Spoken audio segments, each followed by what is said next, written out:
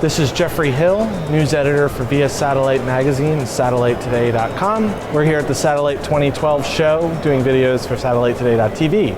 And I'm here today with Tachyon CTO and CEO, Peter Carides.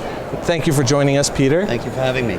And we're going to talk a little bit about what he's doing with Tachyon. Now, Tachyon was founded in 1997. You joined the company in 2005.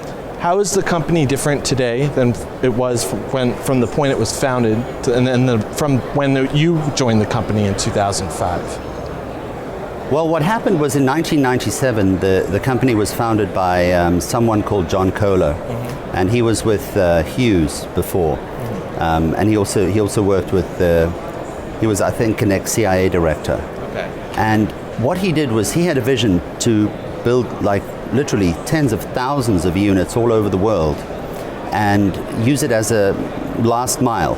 It was the first, well, there were two things that were good about it. It was the first TCP/IP over satellite, meaning it was the first system that was 100% TCP/IP standards compliant. Okay. And something else was that the system was geared to manage these thousands of sites. So you could operate it with very few personnel. So it scaled very well. Okay. And it was also the first software-defined radio. But what happened was, when I arrived in 2005, I looked at the kinds of sites that they were selling, Tachyon was at the time, and they were selling some really, really good high-end, high ARPU sites, and the low ones were either they were having a tough time with it, or they were churning. They just weren't working out. So I tried to figure out why was it that they were successful with these high-end sites. And I came to understand that, and this is something that today we don't really think about, but there were applications like Oracle, like Microsoft Exchange, SAT. There were so many things that they did that just didn't run over satellite because of latency and because of the way the protocol worked. Well, the Tachyon engineers went in there and modified the actual base waveforms to compensate for that. So they did some really innovative things back then. So to cut a long story short, when I arrived in 2005, I kind of tried to compare what wasn't working and what was working, and I decided to try and do more of what was working than not working. And it was really interesting. So we went from a consumer kind of small to medium enterprise and consumer to a very high-end enterprise, Fortune 100 type shop in 2005. That's really what happened. So now today, how do you identify the company? What makes Tachyon a leader in advanced airborne networking? What happened was that evolution of complexity just grew. And as more complex problems came along, so we shifted up the complexity curve. And the most complex of all systems is airborne. So we do airborne on inclined orbit spacecraft, and from aircraft that move themselves quite a lot. So you've got a moving aircraft, moving spacecraft, tiny little antenna. If you had to think about what is the hardest thing to do in sport, it would be to hit a baseball. That's what people say. It's the most difficult thing to do in sport. Well, the most difficult thing to do in satellite communications is to stream real-time high-def video in the return direction, like off of an aircraft. And that's where we found our niche, and that's what we do well. And if you could explain, what's at stake in that difficult why does it have to be so precise? Why does this technology have to work so well in this very difficult environment? Sure. What happens is we have this adjacent satellite interference regulatory cutoff that we have to have. You cannot interfere with the adjacent satellite. So the amount of power that you're able to put out, especially on the small dish that has a very wide beam, is low.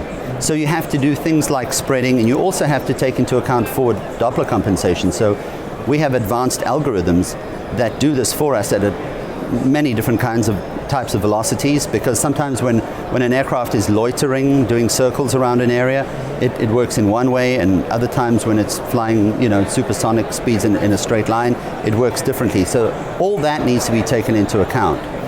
And then every movement of the aircraft needs to be compensated for with the antenna control unit.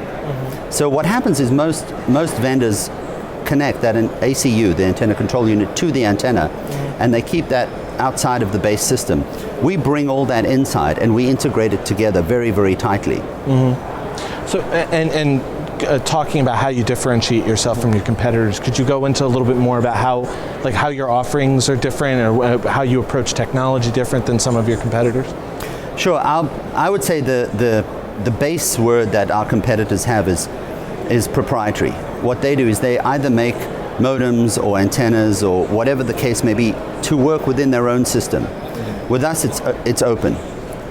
So what we've done is we set up a system that allows not just certain antenna manufacturers' system to work with their own ACU, but to work with other people's ACU.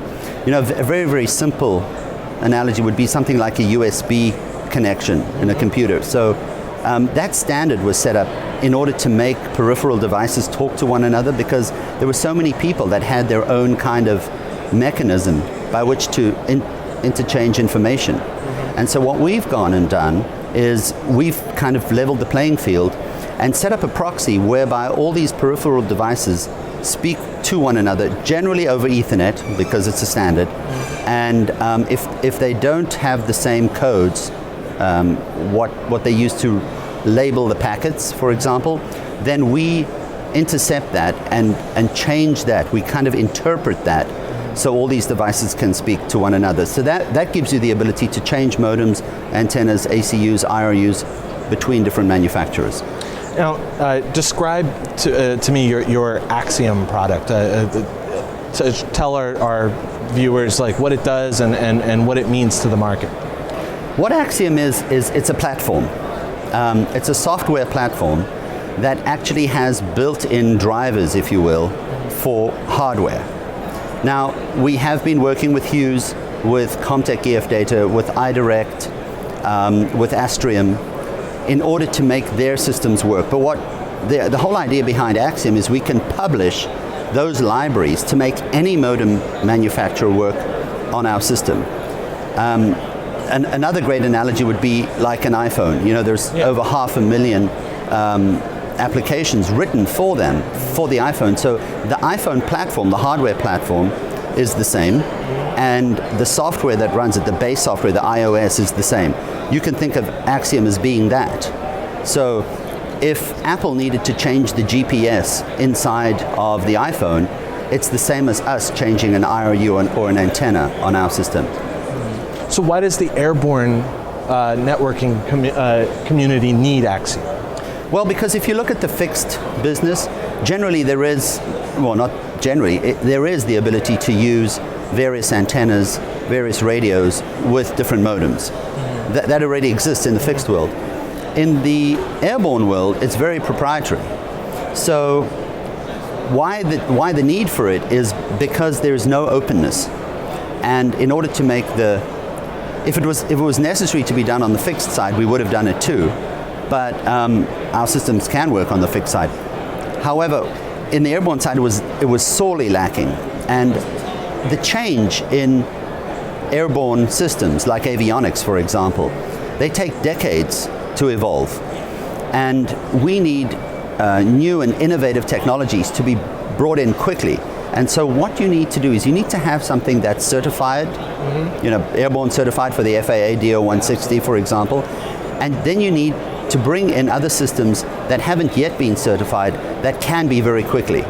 So it is a way to share information and a way to collaborate with other manufacturers.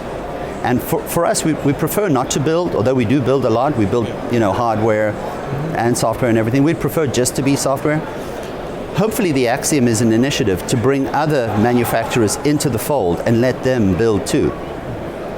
So what is the business strategy for Tachyon and going forward from here over the next 12 months? What do you see for your company by the time we meet next year? By the time we meet next year, I would say that we would have by far the widest range of compatible hardware from a number of the world's leading manufacturers, A, and B, we have a new partnership for a rotary craft waveform. Now, not many people know this, but there are way, way, way more helicopters than fixed-wing aircraft, especially in the government. So our rotary wing waveform works with the aXiom platform in order to provide the maximum data rate and taking a very, very small disadvantage thanks to the blades, maybe between 15 and 20%, which is unheard of. That's something that's going to be around this time next year. Excellent. Well, it sounds very exciting for the avionics market. Thank you so much for joining us today, Peter. Thank you. And thank you for joining us. We'll be back with more videos. This is Jeffrey Hill, news editor for Via Satellite Magazine and Satellite Today. We'll see more of you in the future. Thank you.